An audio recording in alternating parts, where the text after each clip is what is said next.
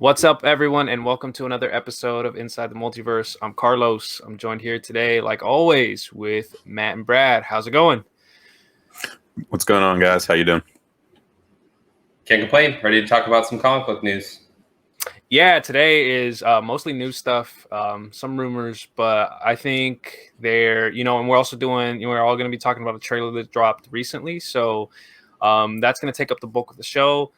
Let's kind of get right into it. So the first things first, if you're a fan of the CW and its established stuff, it was kind of rumored that The Flash may be ending after 8 seasons. Now, personally, I think this is a good thing if it happens. I haven't followed The Flash since maybe like end of season 2. Maybe I stopped following it. I felt like it got really formulaic. It, like many other CW shows, ended up venturing too much into like soap opera status and not enough into like superhero things. So I'm kind of happy. I think this was like long overdue. This was a show that I felt like ran just a little bit too long. But yeah, that's kind of my like initial thoughts on it. Matt, you're a big Flash fan, so I have to hear what you think. How you feeling about this? Yeah, I'm in the same boat as you. I feel like this is long overdue. From the beginning of the CW show, starting with Arrow, I've loved that universe, and it kind of followed the same path as Arrow. The later seasons, the show really just went downhill. I stopped watching, I think, after season 5 or 6. I don't remember. Yeah, I pushed through, but it was not enjoyable.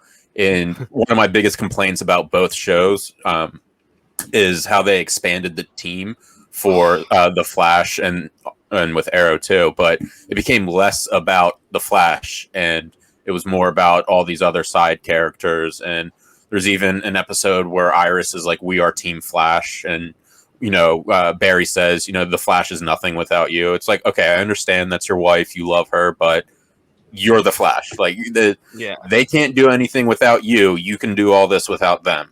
So it just really took away from the Flash, and I never liked the idea of them having to rely on, and by them I mean Oliver as Green Arrow and Barry as Flash, them having to rely on the team in order to get things done. Like, I think the way that Arrow did season 1 and 2 with his team, where it was just Diggle and Felicity, was great. And in season 1 and 2 with Barry, how it was Cisco, how it was Caitlin, and Dr. Wells until they realized he was the Reverse Flash. Like, just keep it a small team, and they help and enhance the team, but don't make it where they can't function without them, because that takes away from the power and ability of the Flash. And I just think this is long overdue. I love the show up until maybe the 3rd, 4th season, but it's time for it to end, unfortunately, but also fortunately at the same time. Yeah. Brad, how about you? Yeah, I'm in the same boat as you guys. I think I actually stopped at the same point as Carlos. I believe I stopped like near the end of season 2. The first 2 seasons were great. I really liked the first 2 seasons. I don't know, for some reason, I just lost interest. I think I agree with Carlos. Like, it became too much of like a love story, or drama, and it got kind of like convoluted, I guess you could say. So that's where I kind of stopped watching. So I definitely feel that it's long overdue. Just like from some of the clips I've seen on Twitter, like the quality is it's really gone downhill, and it's happened with a bunch of CW shows. I think it's just unfortunately it ran its course, and I think eventually the same thing might happen with Superman and Lois. They might do that for another few seasons, and eventually people are either going to lose interest, or the quality is just going to get to a point where why are we doing this anymore? So maybe they can move on to something else. Yeah, and correct me if I'm wrong with these CW shows. I think we only have Legends of Tomorrow, and is Black Lightning still being produced? Do you guys know if that's still being made? Do they still shoot? So see, like Legends of Tomorrow, I know for sure is still going on. Black Lightning potentially, and then we technically have Superman and Lois. I think they should learn from kind of these. Oh, Batwoman too. You're right.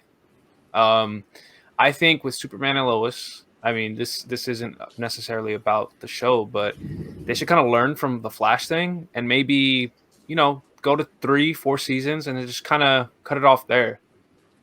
You know, especially you don't need to do these like long drawn out seasons. Wrap the story up nicely and just move forward with it. I don't think you have to try to continue and force something to be longer than it has to be, especially since this is technically an older Superman and older Lois Lane. So as for the Flash, I guess it would make sense if it ends, because now they're going to be, you know, he's going to get his movie soon, and that's going in production very soon, if not, if it hasn't started already. Mhm.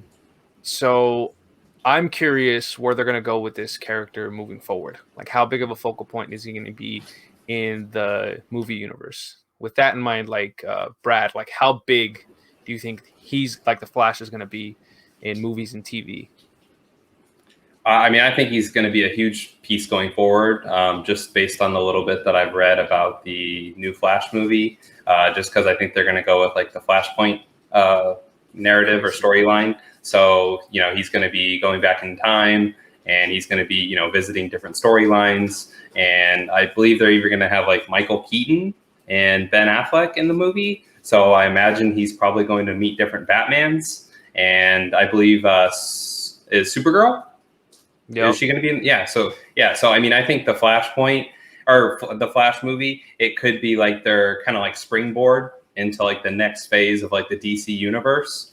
You know, that said, if I hope they don't restore the Snyderverse. But yeah. So if as long as that doesn't happen, I think the next Flash movie will kind of be like the leaping point to where they can go with the future DC universe. yeah. How about you, Matt? Being a Flash fan, how big of a role do you think he's going to play moving forward? I think Brad hit it on the head. I think it's going to be the engine that drives it into the next phase, and hopefully it's as far away from the Snyderverse as possible. You know, I appreciated what Snyder did with the superheroes, but I want a fresh take on it, and somebody that actually understands the characters more. But I do hope that the Flash is more prominent in the next phase, or whatever you want to call it, because he is extremely powerful and he is a very important member of the Justice League.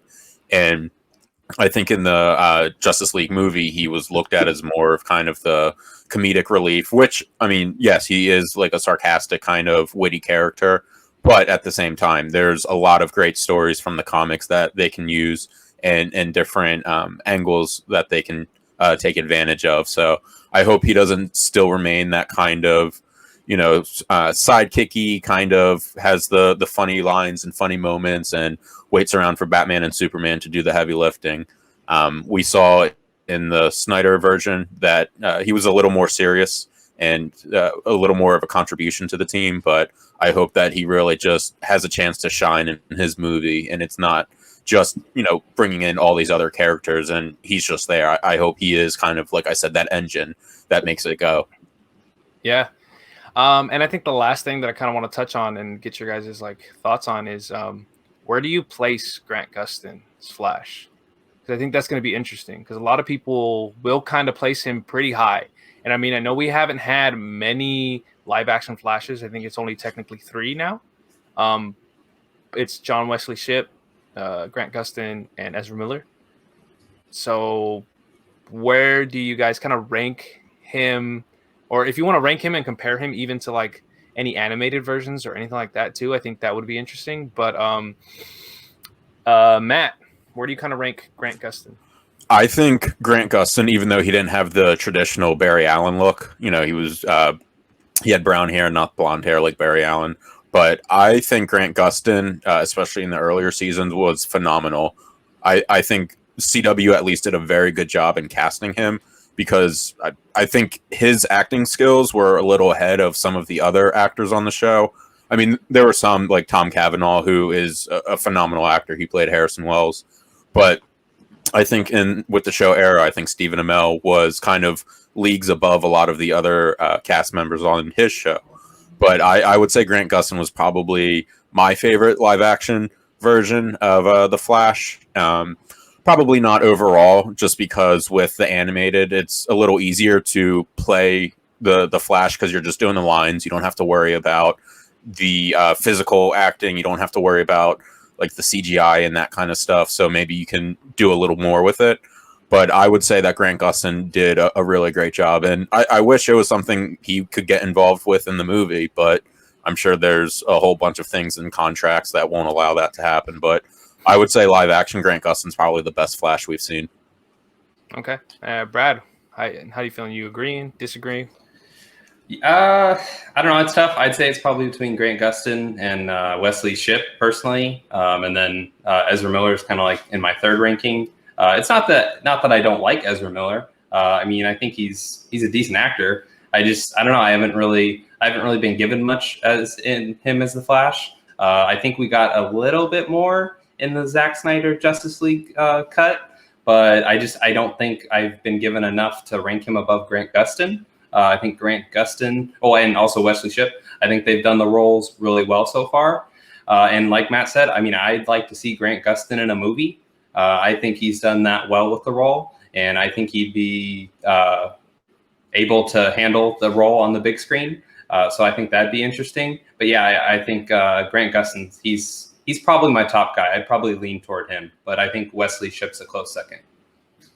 Yeah, I'm gonna only agree with you both of you just because there's only been 3 live action, and Grant Gustin has been pretty much the only one I've seen that's been pretty good. John Wesley Shipp was before my time. I didn't really watch that series. I didn't watch him get to play his older Barry Allen Flash. And, you know, I think if you've listened to me enough, or read any of my tweets, you'll understand that I'm not a big fan of Ezra Miller's Barry Allen. I think he's more Bart Allen mixed with Wally West.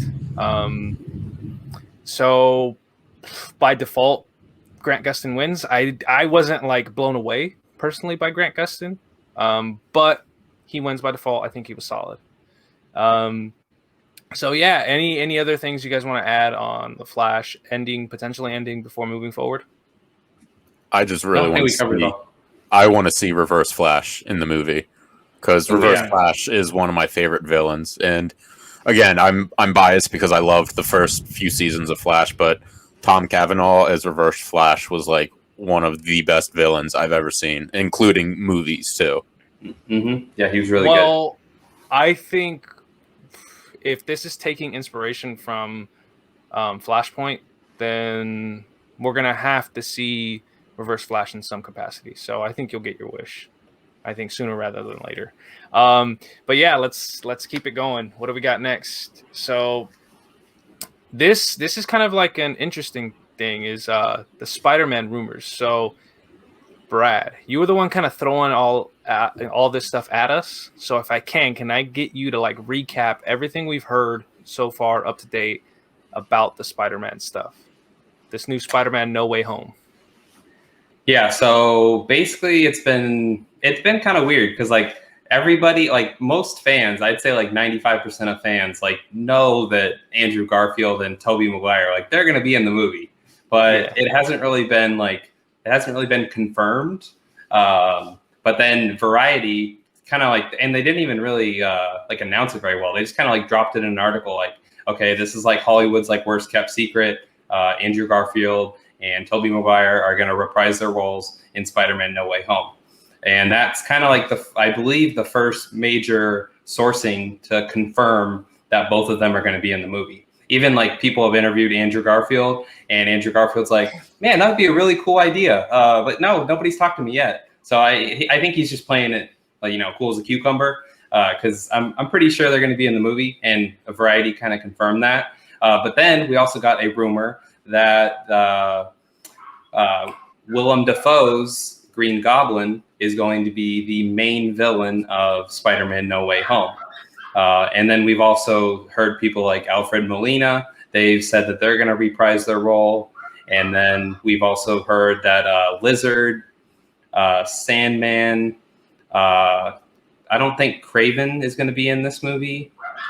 No. And then I think Rhino is going to be in this movie. So we're kind of getting like the beginning or most of the Sinister Six. Yeah, and so that was that part where it spoke about like Willem Dafoe kind of leading the Sinister Six in this. And I think he's spoken about it, and he's kind of stated that it's like he's not, and Alfred Molina talked about it too, where it's like he's not exactly gonna look like how you saw him at the end of Spider-Man 2. Like, Mhm. you know, he's not gonna look like it. He's gonna be potentially, these are gonna be like different version of these characters that are kind of coming together and harassing the shit out of these Spider-Men. And I think my guess right now, and you can tell me if you guys all think this is where it's going, is like I'm assuming they're gonna harass Tom Holland Spider-Man, right? And then he's gonna have to piece together. He's gonna have to find Andrew Garfield Spider-Man and Tobey Maguire Spider-Man to kind of get him to help him beat this Sinister Six and get home. Like that's how I kind of see this whole thing like playing out, and I'm really excited. So overall, on the news, Matt, how do you feel about this? Like these Spider-Man rumors? I'm really excited for it because aside from Spider-Man 3 with Tobey Maguire, I loved his version of Spider-Man. It was different than the comics. You know, they tried to portray him as a high school, you know, just graduated in college, but that wasn't believable. But I really loved his take on it. And Spider-Man 2 is one of my favorite movies of all time, not just a superhero movie, but of any kind of movie. I think Alfred Molina's Doc Ock was a great villain and kind of not an anti-hero because he was the villain, but you know, his reasoning for doing a lot of the stuff was kind of relatable. You know, he lost his wife and he was trying to create this thing to give people I think it was renewable energy or sustainable energy. It's been a while since I've seen it. But even at the end of the movie, he had a little bit of his redemption once he realized what he was doing was wrong, and Spider-Man was able to make him see that. So I'm excited to see that. I loved Willem Dafoe as Green Goblin. I hope they make his suit and his flight thing a little bit better. But it was also made, I think, 19 years ago, so I think they'll be able to do that. But I like the possibility that they can do with it. I mean, it gives the Marvel universe more toys to play with, and they've shown that they can make some great stuff. So I wonder if maybe some of what happened in WandaVision is going to contribute to this because of her playing with the magic and, you know, introducing all these new things, and Doctor Strange, if he might have a hand in this. So I think that might be a way that they bring in the different Spider-Mans, just having them, you know, meet at some, I forget what the Nexus is what it was called. Nexus. Maybe that's how they bring in the different Spider-Man. So, I mean, or what Carlos said, that could be a great way of doing it too. But I'm super excited for it because all the characters mentioned that we've seen in previous movies, they all have redeeming qualities in some way. So I think it's going to be a great thing for us fans to be able to watch. Yeah, and before I get to you, Brad, because you're the big Marvel dude here, sorry, I'm going to let you go. But Tobey Maguire Spider-Man was awesome. I love the organic webs. I thought that made like a lot of sense. Like, of course, you get bitten by a spider, you would have the powers to make your own webs. And Shazam! I love when he said that one. Like that one was good. And also, I'm really just where was I going? My second point was, damn it, I forgot my second point. But Brad, how do you feel about that Doctor Strange is rumored? That's what it was. I mean, so Doctor Strange is confirmed, I guess. So Benedict Cumberbatch will be in this movie, and so we know there's going to be connections to like kind of everything going on at the moment. So Brad, with that in mind and everything else we've talked about, how do you feel about this Spider-Man No Way Home? I'm really excited, honestly. I don't know if this is my most anticipated Marvel movie because there's just like way too many that I'm really excited for. It's definitely near the top though.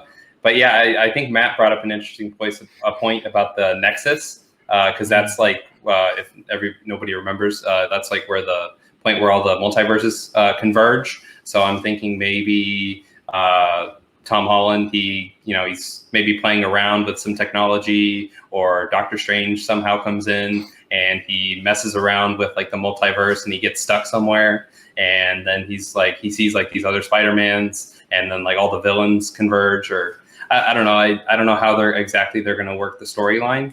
I do know that Doc Ock's octopus is going to take place after he drops the uranium bomb in the lake. So it's going to take place exactly after that. So I don't know if, like, as soon as he drops like the uranium bomb in the lake, like is Tobey Maguire going to show up or Tom Holland going to show up? But yeah, I'm really excited. I want to see how they handle all this, because right now it seems like there's a lot of characters. Because you got Electro, you got Doc Ock, you got all three Spider-Mans, you got Doctor Strange. I mean, that's a lot to handle. But I'm confident that they can do it. And if done well, I think it could be one of the best MCU movies we've seen. Do you guys think that they're going to have all these characters in it for the entire movie, or do you think it's kind of going to be like a few-minute cameo or something like that? Oh, man. I think it would be hard to bring someone like Alfred Molina and Willem Dafoe, back and not have them be in the movie for a good chunk of time. Because like Willem Dafoe, everybody can agree, like he was like perfectly cast as the Green Goblin. You know what I mean? Like he was so good.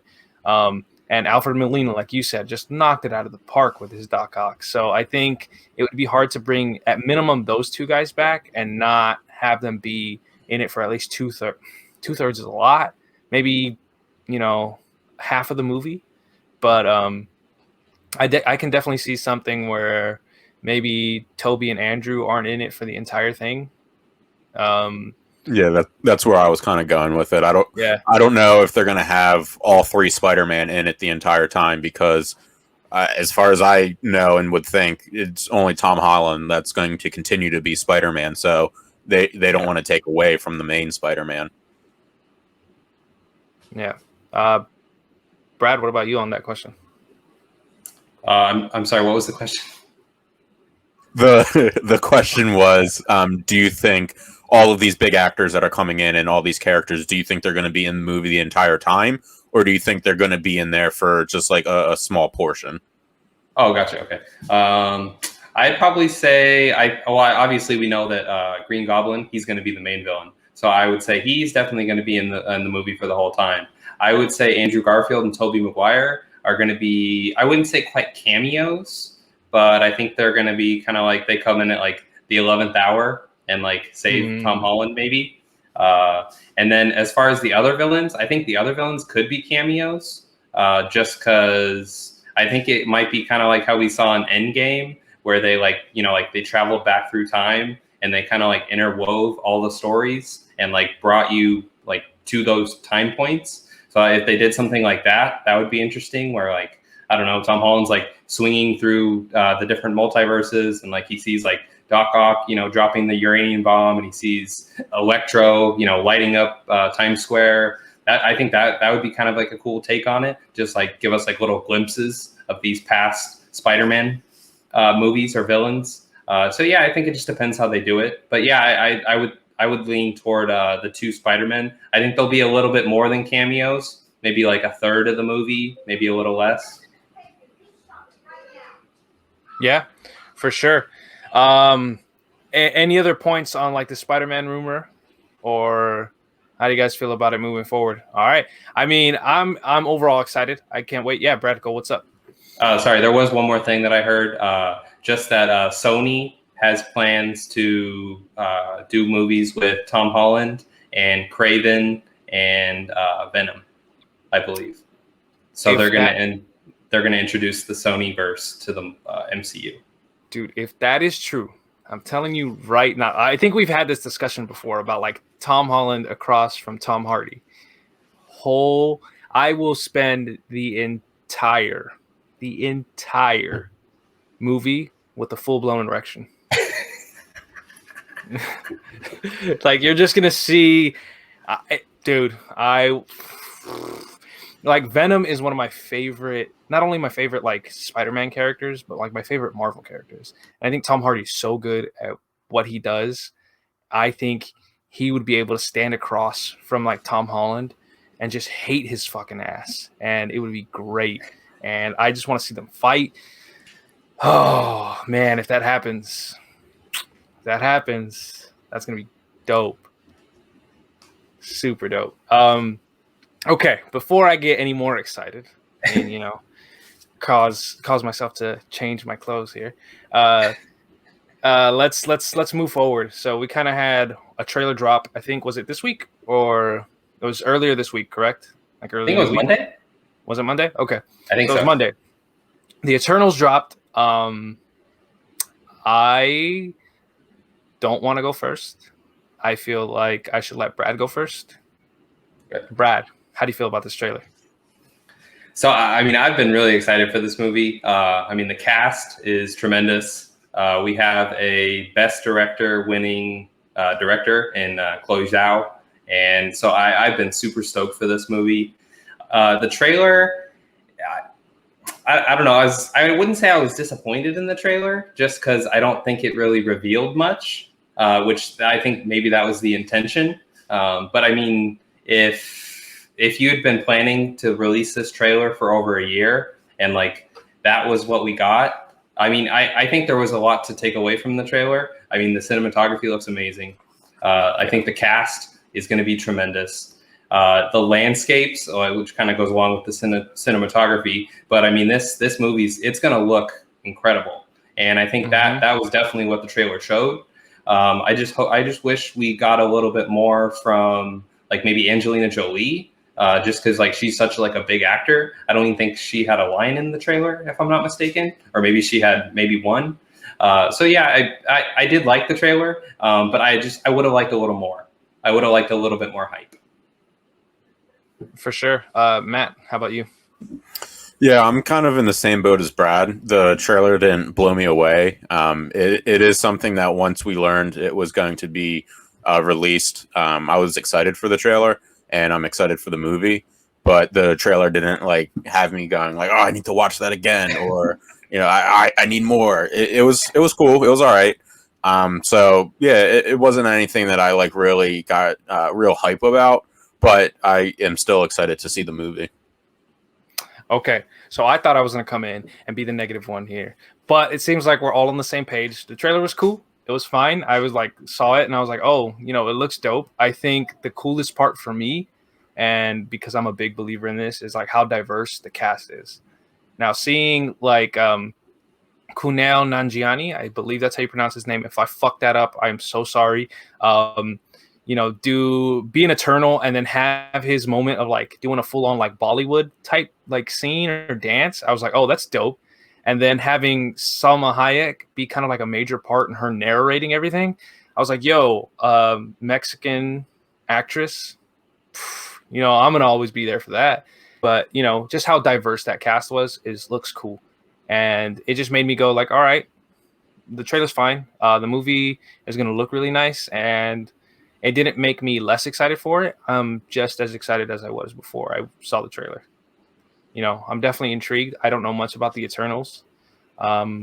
So, Brad, can you give me like a quick summary, if you know off the top, like what are the Eternals? Who are they? Without giving like major spoilers to anything. So if I'm not mistaken, I haven't read any Eternals. I haven't read any Eternals comics, so please don't. He's a fucking phony. But I believe they're like basically like gods. Like they were kind of like there before anything else. I don't really know if there's like maybe like Greek gods. I wouldn't really know if there's like another like parallel to like what they are. But yeah, basically they were like there before everybody else, and they kind of like pull the strings at everything. And they all have like different powers. And like one's a speedster. And I don't really know what the other powers are, honestly. But they're basically like gods. And if I'm not mistaken, one of them or a few of them are related to Thanos, correct? Yes. I believe that's Angelina Jolie's character. That's Thena. Okay. So we are going to have probably some mentions of that and see how it goes. I thought something interesting was placing this directly after the snap, directly after Thanos, and kind of having that. I want to see what the repercussions, and I guess in a sense, I understand why they decided to get involved, but I kind of feel like, well, the biggest event in history just fucking happened. Like, why weren't you involved before the snap, you know. But that'll be interesting to see the explanation towards that. You know, they'll see like why they chose not to get involved. But yeah, I'm excited. You guys got any other points about the trailer or anything else you guys want to talk about?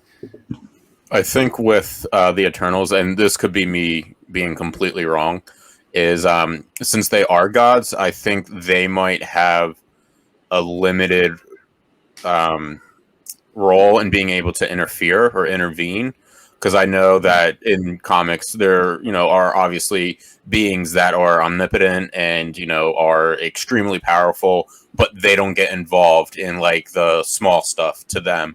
So that might be a little bit of an explanation as to why the Eternals didn't get involved, because maybe they're limited, or maybe it was too insignificant for them. I mean, we'll find out in the movie.